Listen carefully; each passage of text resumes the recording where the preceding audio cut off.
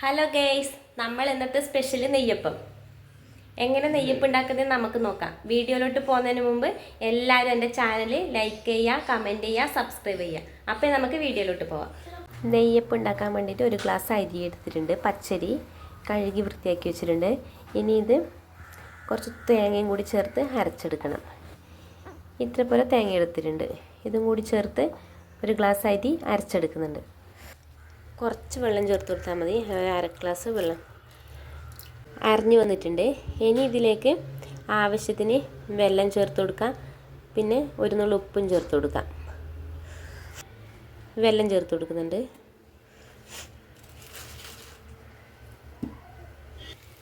പിന്നെ വെള്ളം ഇടുന്ന സമയത്ത് ഇതിൽ കുറച്ച് ഏലക്കപ്പൊടിയും കൂടി ഇട്ട് കൊടുക്കാം. ഞാൻ പൊടിയല്ല, ഞാൻ ഏലക്കായി തന്നെ ഇട്ട് കൊടുത്തിട്ടുള്ളത്. പൊടിയാണെന്നുണ്ടെങ്കിൽ അരച്ച് കഴിഞ്ഞിട്ട് ഇട്ട് കൊടുത്താൽ മതി. ഞാൻ ഏലക്കായ ഇട്ട് കൊടുത്തതും കൊണ്ട് ഇതും നന്നായിട്ട് അരച്ചെടുക്കാം. അരഞ്ഞു കഴിഞ്ഞിട്ടാകുമ്പോൾ ഇതിലേക്ക് കുറച്ച് ജീരകം ഇട്ടിട്ട് ജസ്റ്റ് ഒന്ന് കറക്കിയെടുക്കാം. ഇത് അരയാൻ പാടില്ല, ജസ്റ്റ് ഒന്ന് കറക്കിയെടുക്കാം. അരച്ച അരിമാവ് ഒരു പാത്രത്തിലേക്ക് മാറ്റി കൊടുക്കാം. ഞാൻ ജാറ് കഴുകിയിട്ട് ഒരു 2-3 സ്പൂണ് വെള്ളം ചേർത്തിട്ടുണ്ടാവും കേട്ടോ, കൂടാൻ പാടില്ല. ഇനി ഇതിലേക്ക് 1/4 സ്പൂണ് അപ്പക്കാരം ഇട്ട് കൊടുക്കാം. 1/4 സ്പൂണേ ഞാൻ ഇട്ട് കൊടുത്തിട്ടുള്ളൂ. പിടി മൈദ ഇതിൽ ചേർത്ത് കൊടുത്തിട്ടുണ്ട്. ഇനി നന്നായിട്ട് യോജിപ്പിച്ചെടുക്കാം. നന്നായി യോജിപ്പിച്ചെടുത്തിട്ടുണ്ട്. ഇനി ഒരു അരമണിക്കൂർ റെസ്റ്റ് ചെയ്യാൻ വേണ്ടി വെക്കാം. നെയ്യപ്പത്തിൻ്റെ മാവ് അരമണിക്കൂർ റെസ്റ്റ് ചെയ്തിട്ടുണ്ട്. ഇനി ഇത് നമുക്ക് ചുട്ടെടുക്കാം. അതിനുവേണ്ടി നമ്മൾ ഒരു ചീനച്ചട്ടി അടുപ്പത്ത് വെച്ചിട്ടുണ്ട്. ഇതിലേക്ക് എണ്ണ ഒഴിച്ചു കൊടുക്കാം. എണ്ണ ഒഴിച്ചു കൊടുത്തിട്ടുണ്ട്. എണ്ണ നന്നായി ചൂടായി വരുമ്പോൾ ഇതിലേക്ക് മാവ് ഒഴിച്ചു കൊടുക്കാം. എണ്ണ നന്നായി ചൂടായി വന്നിട്ടാകുമ്പോൾ തീ കുറക്കണം, അല്ലെങ്കിൽ ഉള്ളു വേവൂല, അപ്പം കരിയും, അപ്പം ഇങ്ങനെ ചുരുങ്ങി വരും. എണ്ണ നന്നായി ചൂടായി വന്നിട്ടുണ്ട്. ഇനി ഇതിലേക്ക് മാവ് ഒഴിച്ചു കൊടുക്കാം.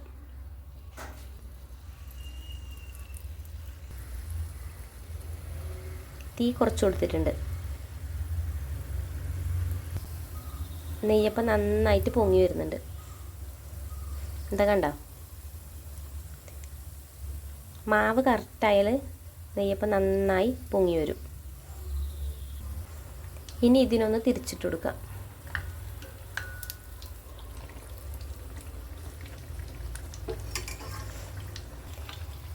ഞാൻ 2 എണ്ണം ഒഴിച്ചു കൊടുത്തു കേട്ടോ.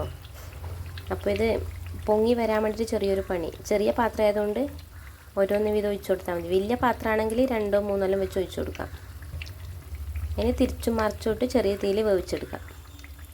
ഞാൻ പറയുന്ന ഇതേ അളവിൽ ചേരുവകൾ എടുത്താൽ ഞാൻ ചുടുന്ന ഇതേമാതിരി നന്നായി പൊങ്ങി വരും. പിന്നെ തേങ്ങ കൂടുന്നതനുസരിച്ചിട്ട് ടേസ്റ്റ് കൂടും. മൈദക്ക് പകരം ഗോതമ്പ് പൊടി വേണമെങ്കിലും എടുക്കാം, പക്ഷെ കുറച്ചും കൂടി ടേസ്റ്റ് മൈദയാണെന്ന് തോന്നുന്നു. ഇതാ നമ്മൾ അടിപൊളി നെയ്യപ്പം റെഡി ആയിട്ടുണ്ട്. നല്ല അടിപൊളി നെയ്യപ്പം, നല്ല സോഫ്റ്റുമാണ്. ഒരു ഗ്ലാസ് അരിയും കൊണ്ട് 11 നെയ്യപ്പം ആയിട്ടുണ്ട്. നല്ല സോഫ്റ്റ് നെയ്യപ്പം കാണിക്കാം. നല്ല സോഫ്റ്റ് നെയ്യപ്പം, അധികം എണ്ണയും കുടിച്ചിട്ടില്ല. അപ്പോൾ എല്ലാവരും ഇതുപോലെ ഉണ്ടാക്കി നോക്കാം.